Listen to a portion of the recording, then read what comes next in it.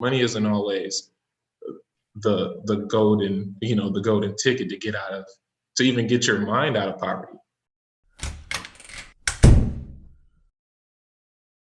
I imagine that you've maybe also seen some people who tried, but they just couldn't be, maybe they weren't ready to take that leap, or they fell back into what they were comfortable doing, even through maybe Orchard Children's Services or something else. Have you seen somebody who hasn't been successful making that transition? Yeah.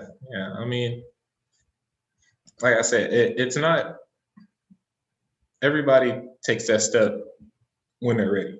Like just like, people who you were saying, been locked up and they finally get out and it clicks. Okay. They just need that one person to put them in that situation where they can be successful. But sometimes, success isn't ready, or you're not ready for success.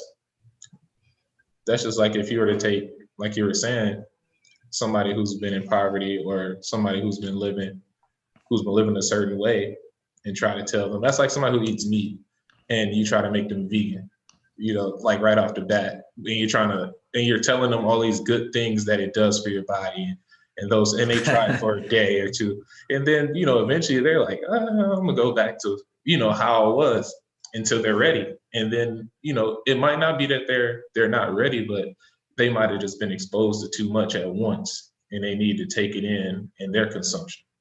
I've Right. seen that happen too, where I went to, like when I was in college, you get kids that are on scholarship with me who's never been out of their city, and then you come to a place like Superior, Wisconsin, which is predominantly white, and you don't know how to act. You're like, you don't know who to talk to, you don't know where to go, and you're not used to this environment, and you can either thrive in it or ask for help, or you kind of just, shut down and, you leave. And, a large percentage will do that. But it's not like they're failing. That's just, one failure in their life that maybe they just weren't ready for. They weren't ready for that, to take that extra step. But it's not like they won't take the extra step. I think, some people that take a step back sometimes need to take a step back so they can see it for what it is and then take that step forward. You got me thinking, right? Like, it's one thing to give somebody like a scholarship, right? And they can go and they like, that's great, that somebody would be able to have that opportunity and not necessarily be held back by the financial situation that's out of their control. But it's almost like that one thing isn't enough necessarily to equal a successful educational experience. You need, like, because you were on scholarship, like you mentioned, but you were going to those banquets, had a mentor to help you kind of get you acclimated to different environments. You were able to travel outside the city a little bit in high school, meet different people, go to different events, learn how to socialize, learn how to network, learn how to get outside your comfort zone. But do you think it would have been different for you if they just said, okay, here's your scholarship and we're going to just plop you on the college campus in a place you've never been and just say, good luck, right? Yeah. It seems like there's almost needs to be kind of like a multi-pronged approach, because the social aspect is so important. Like, why would somebody go back to what they were used to, even if it wasn't good for them? Like going back to the streets, even if you had a scholarship or whatever that situation may be. Well, because maybe you don't feel like you relate to somebody, or maybe you don't feel like you don't fit in. Everybody wants to fit in. We're pack animals, right? So if you feel like you don't fit in, I get it, or if you feel like you're on your own or something, you need somebody to be on your side.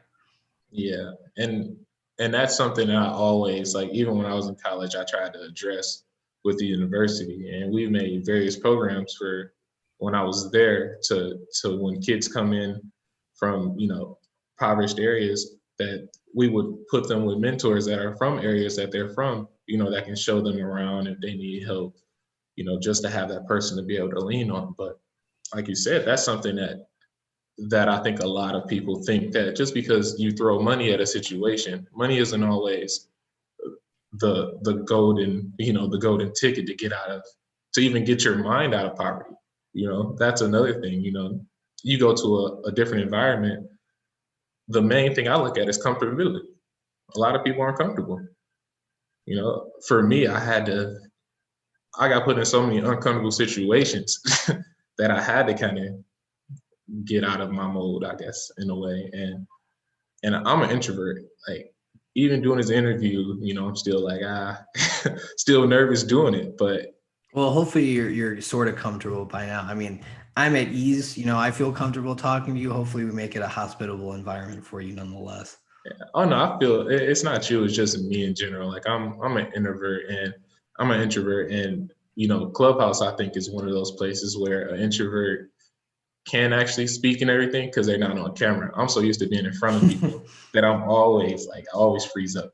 and but but yeah, I think and that's just about being comfortable. Because if I was how I was when I was younger, I wouldn't be comfortable doing this. And like you said, those interactions, with just different people from different demographics and the diverse dialogues that you have with them, it really helps rather than when you come from one place where they only speak one language and they only know one thing, and you go to a college campus or you go to a business conference or something, and you won't even, you're there and you won't even talk to anybody because you don't think you have anything to relate to them with, and you just, you shut down. And same thing with kids. I mean, you're still 17, 18 going to a college campus. They think, you might have a full ride, you might have everything taken care of, but they haven't helped you adapt socially. You know, especially if you're just a kid going to a campus. Like, if I can say it's different for athletes going to a campus because you kind of already go into a culture where they're going to accept you, rather than if you're a kid getting a scholarship, leaving from wherever you're from, even small town areas. Like, I can even say if you're from uh, what small place that you probably know? I don't know, like, a small town, and then you go to like Oh yeah. a Rockford, Illinois, or University of Chicago. You come from a town of 200 people, and your graduating class was 12. Now you're in a school with 16,000 people, and you're on your own because it's not like you don't get those same vices as an athlete, because before you get there, you already have a coach and people that's going to be on you, kind of a structure. You're going from being in an environment that you're used to going somewhere where, as a person that's not doing anything but going to college to better themselves, to being stuck there, to just being plopped in, like you said, and nobody to help you. You don't know anybody. All you have is a counselor, and to them at bigger universities, you're a number.